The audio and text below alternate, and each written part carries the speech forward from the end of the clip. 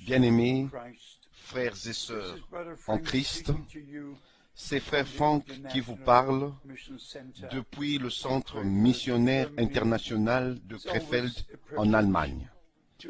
C'est toujours un privilège de partager quelques paroles avec vous, mes bien-aimés frères et sœurs.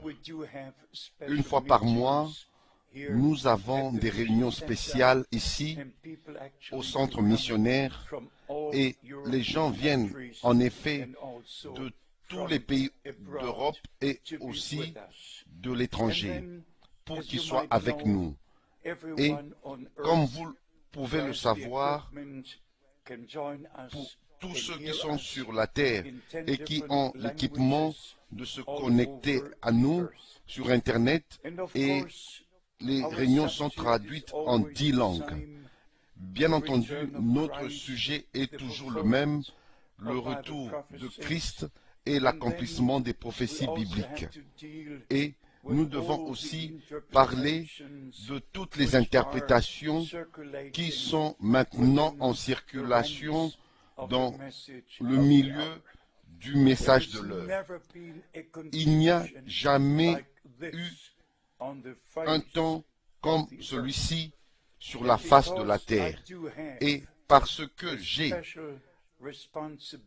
une responsabilité spéciale dans le royaume de Dieu, je dois parler de ces choses et vous ramener à la parole de Dieu.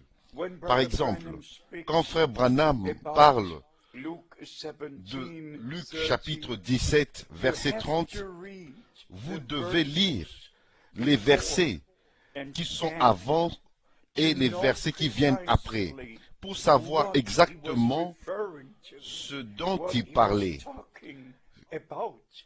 ce qu'il voulait dire. Et par exemple, nous allons lire du verset 34, Luc 17, verset 34. Je vous le dis, en cette nuit-là, de deux personnes qui seront dans un même lit, l'une sera prise et l'autre laissée. De deux femmes qui moudront ensemble, l'une sera prise et l'autre laissée.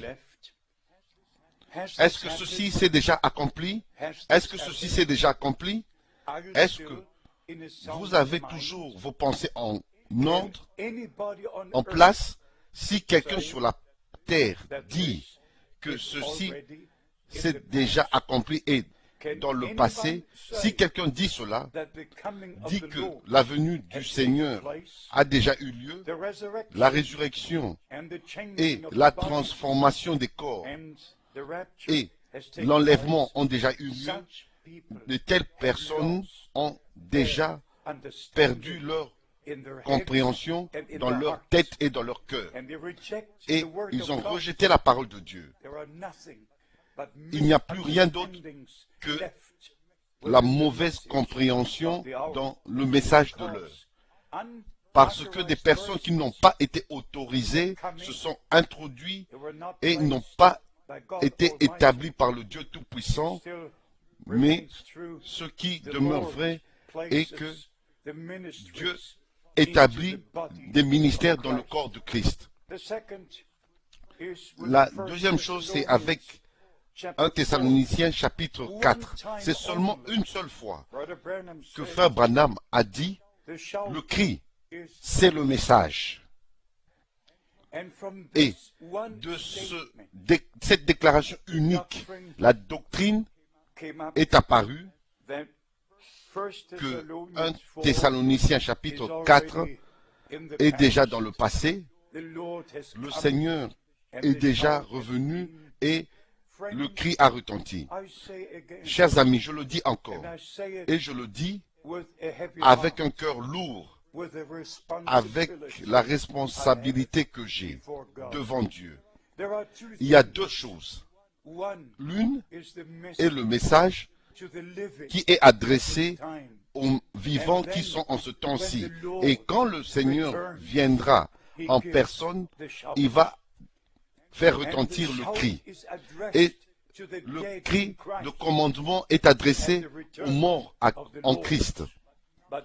Mais maintenant, c'est le message de l'heure qui est adressé aux vivants. Et permettez-moi de vous le montrer de la sainte parole de Dieu, que notre Seigneur est monté avec des cris et avec la trompette de Dieu. Psaume 47, verset 6. Dieu monte au milieu des cris de triomphe. L'Éternel s'avance au son de la trompette. Et si vous allez dans Psaume chapitre 47, verset 6, et dans Actes chapitre 1, le même Seigneur qui fut élevé du milieu de vous au ciel reviendra de la même manière, vous l'avez vu monter au ciel.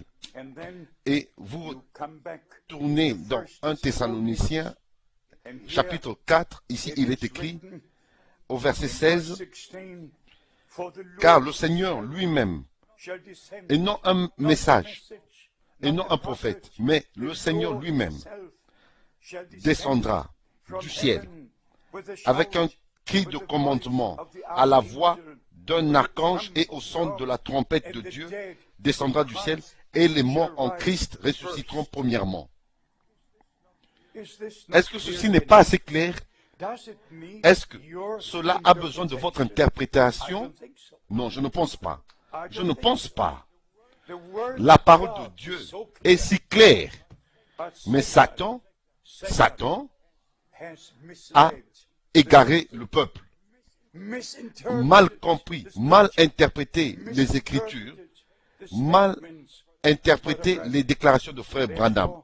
Et c'est ainsi, à cause de l'appel divin, j'ai la responsabilité, je dois vous dire, que chaque enseignement qui n'est pas à 100% en accord avec la parole de Dieu, et chaque enseignement qui n'est pas connecté à la réalité est faux. Tout ce qui est en rapport avec le Sauveur et les rachetés est une réalité. La première venue de Christ était une réalité. Son ministère était une réalité. Sa mort était une réalité. Sa résurrection était une réalité. Son ascension au ciel était une réalité. Sa venue, son retour sera une réalité et nous le verrons tel qu'il est.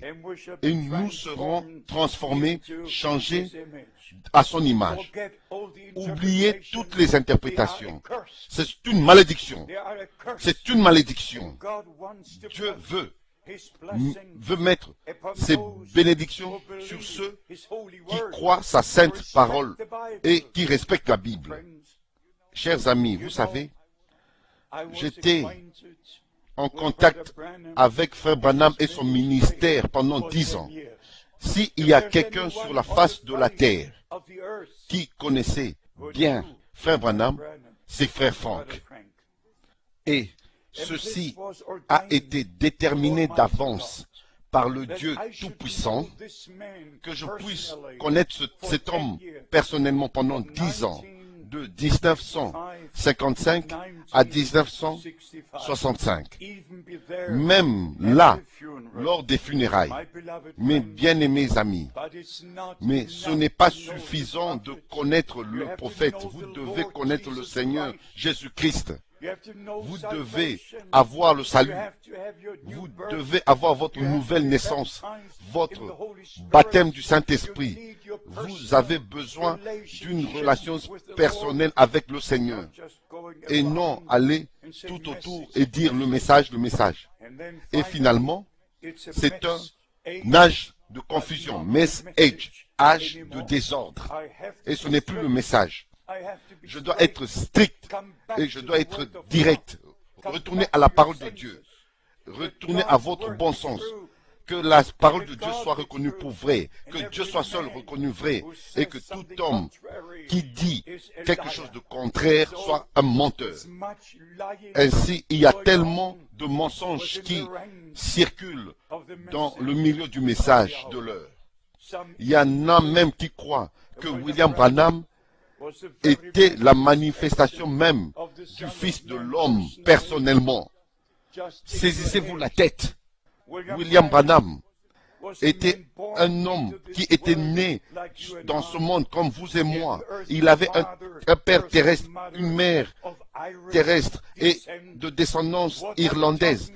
Alors, de quoi parlez-vous? Qu'est-ce que vous dites? Que le Seigneur soit le Seigneur et William Branham soit William Branham. Il y en a même qui disent qu'ils parlent du nouveau nom. Saisissez votre tête. Frères et sœurs, le temps est arrivé. Je ne vais pas me taire. Je vais parler dans le nom du Seigneur. Et je vais appeler tous ces séducteurs, ceux qu'ils sont, les traiter tels quels. Et je crois que le temps est arrivé, que Dieu sépare la lumière des ténèbres, le vrai du faux, les croyants des incroyants. Le temps est là, le temps est arrivé, et le retour de notre Seigneur est imminent. Alors, chers amis, partout où vous êtes sur la terre, rassurez-vous que vous êtes en accord avec Dieu et sa parole. Mettez le message dans les Écritures et les Écritures dans le message. Et finalement, nous n'avons plus qu'une seule chose. Dieu a son plan et il nous l'a révélé en ce temps. Que Dieu vous bénisse et qu'il soit avec vous. C'est ma prière. Et si nous pouvons vous rendre service, faites-le nous savoir. Que Dieu vous bénisse et qu'il soit avec vous. Dans le saint nom de Jésus. Amen.